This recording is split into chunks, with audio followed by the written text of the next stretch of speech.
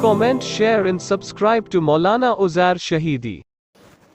بسم الله الرحمن الرحيم الحمد لله رب العالمين والصلاة والسلام على سيد الأنبياء والمرسلين محمد وآله وصحبه أجمعين.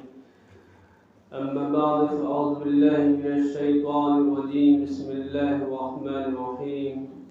اقرأ باسم ربك الذي خلق خلق الإنسان من علق اقرأ وربك الأكرم الذي علم بالقلم علم الانسان ما لم يعلم.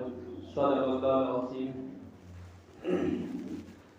میرے محترم بزرگوں، دوستوں، عزیز ساتھیوں، اللہ تعالیٰ اس سنسار کا خالق ہے، مالک ہے. اسی نے اس دنیا کو پیدا کیا ہے. ہر چیز اس کی حکم کی محتاج ہے. زمین میں گرنے والا پتا اس کے حکم کے بغیر نہیں گر سکتا. ہر چیز اس کی حکمرانی ہے. جو چیز ہمیں دکھ رہی ہے اس چیز پہ اس کی حکمرانی ہے، اور جو چیز ہمیں نہیں دکھ رہی ہے اس چیز پہ اسی کی حکمرانی ہے. ہر چیز کو اسی نے پیدا کیا ہے. یہ آسمان کی جو بلندیاں ہیں، جو بغیر ستون کے جو آسمان ہے، یہ اس کی قدرت کی نشانی ہے. ہم دیکھتے ہیں کہ یہ جو مسجد بنی ہے، اس مسجد میں کتنے پلر ہیں، کن پلروں پہ یہ مسجد ٹکی ہوئی ہے، اس کی چھت ٹکی ہوئی ہے. لیکن آسمان کی لمبائی اور چوڑائی سے کوئی اندازہ نہیں لگا سکتا، وہ بغیر پلر کا ٹکا ہوا ہے. یہ اس کی ایک نشانی ہے. ہم یہ دیکھتے ہیں کہ زمین جو ایک دم تنگ ہو چکی ہے، جس میں جو ایک دم تنگ ہو چکی، اس کے اندر سے ایک پودا نکلتا ہے اور وہ زمین کا سینہ چیر کر کے باہر نکلتا ہے. اس میں اناج نکلتا ہے اور مختلف اس اناج کی شکلیں ہوتی ہیں. اس اناج کا ذائقہ ہوتا ہے، مختلف قسم کے رنگ ہوتے ہیں اس کے اندر، ہر قسم کا ذائقہ اس کے اندر ہوتا ہے. یہ سب اللہ کی تخلیق ہے، اس اللہ کی نشانیاں ہیں. ان چیزوں پہ اگر ہم غور کریں گے، ہم اللہ تک آسانی پہنچ جائیں گے. ہم اللہ تک کے آسانی پہنچیں گے. اللہ تک کے پہنچنے کا ذریعہ یہ ہے کہ ہم اللہ کی نشانیوں پر، اللہ کی قدرت پر دھیان لگائیں کہ کون ہے، کہ کون ہے وہ ذات جو آسمان میں پانی کا برساتا ہے اور وہ زمین سے پھلوں کو اگاتا ہے، سبزیوں کو اگاتا ہے، اور مختلف ذائقے ہیں. سیب کا الگ مزہ ہے، انار کا الگ مزہ ہے، سنترے کا الگ مزہ ہے، اور ہر چیز کا ایک الگ مزہ ہے، ہر چیز کا ایک الگ رنگ ہے، الگ اس کی خوشبو ہے. ہم ان سب چیزوں کو غور کریں گے، ان سب چیزوں کو اگر پڑھیں گے، ان سب چیزوں کو اگر دیکھیں گے تو ہم اللہ تک کے ہمارا پہنچنے کا راستہ آسان ہو جائے گا، ذریعہ آسان ہو جائے گا. تو ان سب چیزوں کو غور کرنا ہے. اور پھر اللہ تعالیٰ نے اپنے نبی پاک علیہ الصلوۃ والسلام کو جو سب سے پہلے وحی جو فرمائی تھی، وہ یہی فرمائی تھی اقرأ بسم ربک الذی خلق. آپ صلی اللہ علیہ وسلم سے پہلے جتنے بھی انبیاء علیہ الصلوۃ والسلام مبعوث ہوئے، ان سب کو یہ دعوت دے کے بھیجی گئی تھی کہ اپنے قوم سے کہو کہ وہ میری عبادت کریں، میرے ساتھ کسی شریک نہ کریں. جتنے بھی انبیاء علیہ الصلوۃ والسلام آئے تھے سب توحید کی پالن کرے. سب کے اوپر جو وحی اتاری گئی تھی، جو توحید اتاری گئی تھی. ہر انبیاء علیہ الصلوۃ والسلام کہہ رہا ہے کہ اپنے رب کی عبادت کرو، اس کے ساتھ کسی شریک نہ کرو. لیکن جب آپ صلی اللہ علیہ وسلم کو جب اللہ نے نبی بنایا اور جب نبوت سے نوازا اور جب وحی الہی کا جب سلسلہ چالو ہوا تو اللہ نے کیا فرمایا کہ اقرأ بسم ربک الذی خلق. اے نبی اپنے رب کے نام سے پڑھیے، اپنے رب کے نام سے پڑھیں. اس کا مطلب یہ ہے کہ علم کا اسلام سے بہت گہرا تعلق ہے. اگر ہمارے پاس علم ہے ہم ہر جگہ فتح ہیں، ہم ہر جگہ کامیاب ہیں. اگر علم نہیں ہے تو ہم کامیاب نہیں ہیں. علم کا ایسے ہی اسلام میں تعلق ہے جیسا دماغ کا جسم سے تعلق ہوتا ہے. ایک انسان ہے، اچھا ہے، کھاتا پیتا ہے، اچھا رہتا ہے، اچھی اس کی عیش و عشرت ہے، اچھا اس کا خرچہ پانی سب ہے، لیکن اس کا دماغ صحیح نہیں ہے، اس کا دماغی توازن خراب ہے، تو وہ انسان کہیں کسی کا نہیں ہے. وہ انسان کہیں کا نہیں، چاہے جتنا اچھا کھاتا پیتا ہو، چاہے اس کی جتنی اچھی صلاحیت ہو، چاہے وہ کتنا اچھا ہی بنا ہو، اگر اس کا دماغ نہیں ہے وہ پاگل ہے، وہ دیوانہ ہے. اگر ایسے ہی کوئی انسان ہے جو ایک دم غریب طبقے کا ہے، ایک دم نچلی ذات کا ہے، ایک دم حقیر ہے، فاقہ اس کے گزرتا ہے، اگر اس کا دماغ صحیح سلامت ہے تو امید ہے کہ آگے چل کے کچھ کر سکتا ہے. اسی طرح ایک انسان اگر اس پر علم نہیں ہے تو وہ سماج کے لیے ایک بڑا نقصان دہ ثابت ہوتا ہے. اگر علم نہیں ہے، اگر علم نہیں، علم کی بنیاد پر ہمیں پتہ چلتا ہے ہمیں نماز کیسی ہونی چاہیے، علم کی بنیاد پر ہمیں پتہ چلتا ہے کہ ہمیں روزہ کیسے رکھنا چاہیے، روزہ کب ٹوٹتا ہے، روزہ کب صحیح ہوتا ہے، نماز کیسے ٹوٹتی ہے، نماز کیسے فاسد ہوتی ہے، نماز کیسے واجب ہوتی ہے، نماز کس پر واجب ہوتی ہے، علم کے ذریعے پتہ چلتا ہے کہ زکوٰۃ کیسے نکالنی ہے، زکوٰۃ کا نصاب کیا ہونا چاہیے، یہ سب علم بتاتا ہے ہمیں، یہ علم بتاتا ہے۔ اگر علم نہیں ہے، آدمی لاکھ نماز پڑھ رہا، اسے نماز پڑھنے کا طریقہ نہیں معلوم، اسے سورہ فاتحہ صحیح سے پڑھنے کا طریقہ نہیں معلوم، اسے نماز کے واجبات معلوم نہیں، اسے نماز کے فرائض معلوم، اگر علم نہیں ہے تو علم کا اسلام میں ایسی مقام ہے جیسے دماغ کا جسم میں مقام ہے، علم کا اسلام میں ایسی مقام ہے، اور اسلام نے ہر شعبے کی تعلیم دی، ہر شعبے کی تعلیم، چاہے وہ بزنس کی لائن سے تعلیم دی گئی ہو، چاہے وہ مطلب لائر کے مطلب وکالت کے لائن سے تعلیم دی گئی ہو، چاہے وہ جج کے عنوان تعلیم دی گئی، جس کی بھی عنوان تعلیمات دی گئی،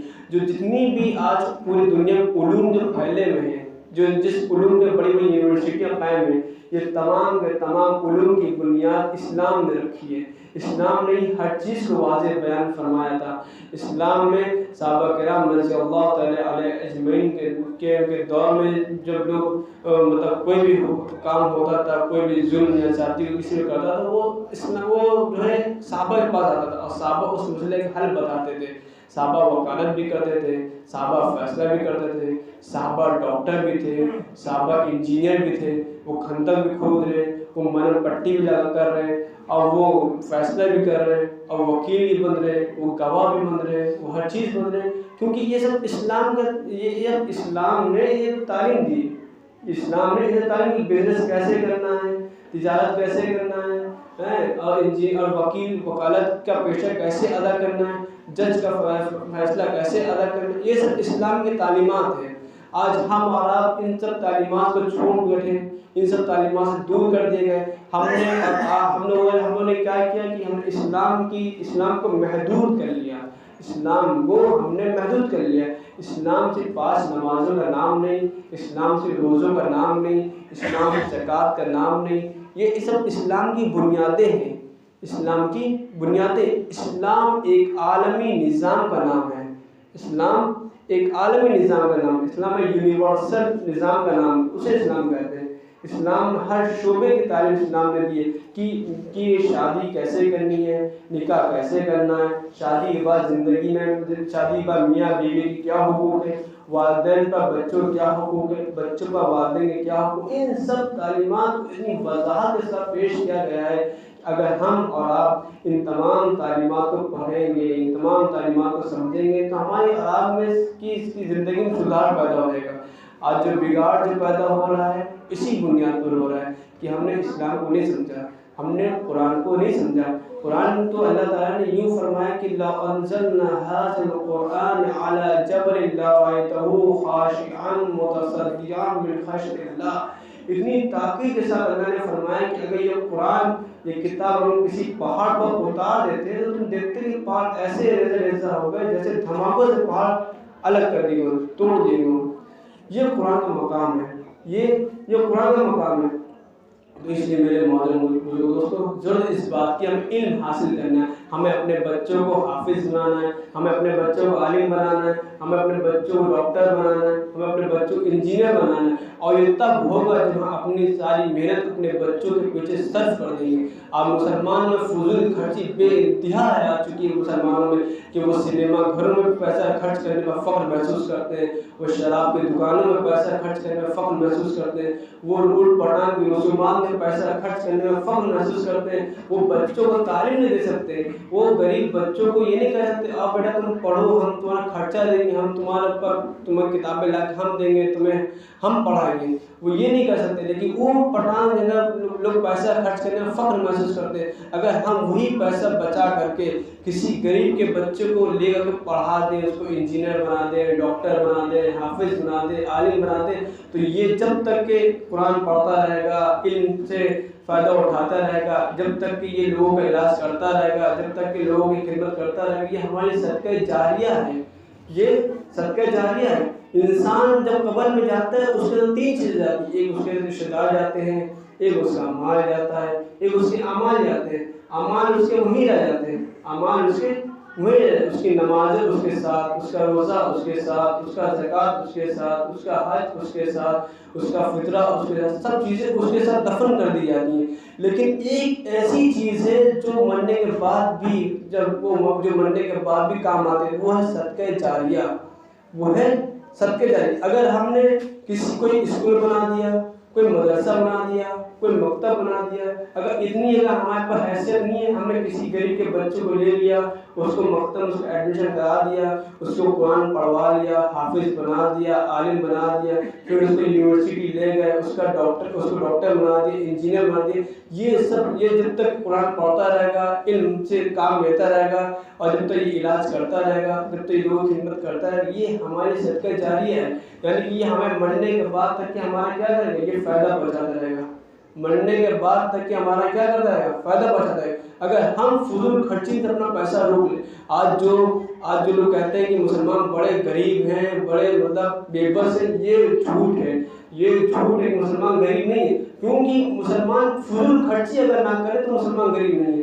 شادیوں میں لوگ لاکھوں روپے خرچہ کرتے ہیں، آج کل لوگ سینما گھروں میں روپے خرچہ کر رہے ہیں، فلم دیکھنے کو لوگ فخر محسوس کرتے ہیں، شراب کی دکانوں میں لوگ لائن لگا کھڑے رہتے ہیں اور پھر ان جگہ پیسہ خرچ کرنے کو فخر محسوس کرتے ہیں۔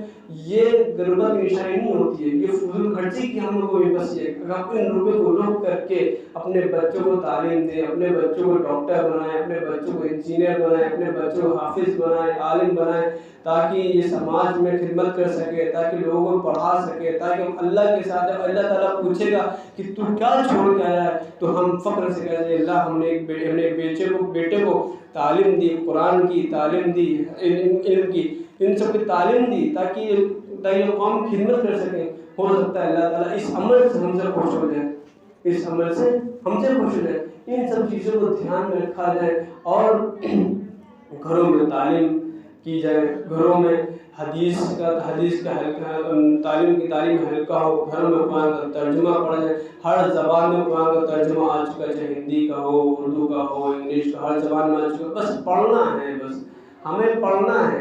ہمیں دسترخوان میں کھانا مل چکا ہے، ہمیں دسترخوان بچھا ہوا مل چکا ہے، ہر طرح کا کھانا ہے، بس ہمیں کیا کرنا ہے، کھانا شروع کرنا ہے، ہمیں کھانا شروع۔ اب کوئی یہ سوچے کہ بھیا کھانا ہم کیوں شروع کریں، کوئی آدمی خود ہی اپنے ہاتھ سے ہمیں کھلا دیں، تو یہ نہیں ہو سکتا۔ آپ کا دسترخوان لگ چکا ہے، آپ کھانا کھا سکتے ہیں، اسی لیے ہر چیز واضح ہو چکی ہے، ہر چیز آ چکی ہے، ہر چیز کو اللہ تعالیٰ نے علماء کے ذریعے، صحابہ کے ذریعے، علماء کے ذریعے ہر چیز کو واضح کر دی۔ اب ہمارا کام ہے اس پر عمل کرنا ہے، ہمیں اس پر عمل کرنا ہے۔ اب ہم جب اس پر عمل کریں گے تو ہماری زندگی ایک برکت والی، ایک رحمت والی ہو جائے گی۔ ہماری زندگی ایسی ہے کہ صحابہ کی زندگی، صحابہ کرام رضی اللہ تعالیٰ علیہ اجمعین نے اپنا سارا روپیہ، اپنا سارا مال اللہ کے راستے میں خرچ کرنے میں فخر محسوس کیا۔ انہوں نے ادھر ادھر روپے نہیں خرچہ کیا، انہوں نے اللہ کے راستے میں خرچہ کیا۔ کیسے؟ کوئی غلام تھا، اس کو غلامی سے آزاد کرا دیا، اس کو کلمہ پڑھا دیا، اس کو علم دے دیا، اس کو کوئی یتیم تھا اس کی کفالت کر لی، کوئی بیوہ تھی اس کو اس کے نام دولت کر دی، سب کی مدد کرتے رہے، بھائی چارہ کا ثبوت دیتے رہے، سب کی مدد کرتے رہے، تب جا کے وہ رضی اللہ تعالیٰ علیہ اجمعین کو کا لقب ملا۔ تب جا کر کے یہ اس دور انہوں نے کیا جس دور میں ایک جھگڑا نسلوں تک چلتا تھا، ایک جھگڑا نسلوں تک چلتا تھا۔ عرب کے دور میں آپ سب جانتے ہیں کہ جب نبی پاک صلی اللہ علیہ وسلم کی جب بعثت ہوئی، اس سے پہلے عرب کا دور تھا وہ ایسے تھا کہ ایک اونٹ کسی اونٹ سے پہلے پانی پی لیتا تھا، اس ٹاپک پہ جھگڑا ہوتا تھا، وہ نسلوں تک چلتا تھا۔ اس جھگڑے اسی دوران میں اللہ کے نبی صلی اللہ علیہ وسلم ایسی تعلیم دی کہ صحابہ شہید پر، صحابہ وفات کے قریب پڑے ہوئے ہیں میدان جنگ میں، ایک صحابی نے پانی کا سوال کیا، ایک صحابی پہنچتے ہیں پانی کی بوتل لے کر کے، ان کے پہلے صحابی پر پاس آتے ہیں، اتنی دیر میں دوسرے صحابی کہتے ہیں پانی، تو یہ کہتے ہیں پہلے ان کو پانی پلاؤ، ہمیں نہ پلاؤ، ان کو پلاؤ۔ تو یہ صحابی ان کے پاس پہنچتے ہیں، پھر ان کے پاس لیٹر صحابی کہتے ہیں پانی، تو یہ کہتے ہیں ان کو پانی پلاؤ۔ جب وہ دیکھتے ہیں، جب وہ ان کے پاس ان کی وفات ہو گئی، ان کے پاس ہے ان کی وفات، ان کے پاس ہے ان کی وفات، جب موت کو قبول کر کے پیاسا مرنا پسند کرے تو بھائی سے پہلے پانی پینے کو پسند نہیں۔ یہ تعلیم تھی، یہ نبی پاک صلی اللہ علیہ وسلم کی دی ہوئی تعلیم تھی جس تعلیم نے پورے عرب میں انقلاب برپا کر دیا، جس تعلیم نے پورے عرب میں اسلام کا پرچم لہرا دیا. اس لیے میرے محترم دوستوں، ہماری تاریخ بڑی عظیم ہے. ہم لوگ جب علم سے ہمارا تعلق ٹوٹا، جب ہمارا قرآن تعلق ٹوٹا، جب ہمارا علم سے تعلق ٹوٹا، جب شکست کھا گئے. اس لیے ضرورت بات یہ ہے کہ ہمیں اپنے بچوں کی فکر کرنی ہے، ان کو ایجوکیشن سے جوڑنا ہے، ان کو علم سے جوڑنا ہے. جب علم رہے گا تب تک ہم کامیاب رہیں گے. اللہ تعالی ہم سب اہل سنت والجماعت کی توفیق عطا فرمائے. وآخر دعوانا الحمد للہ رب العالمین.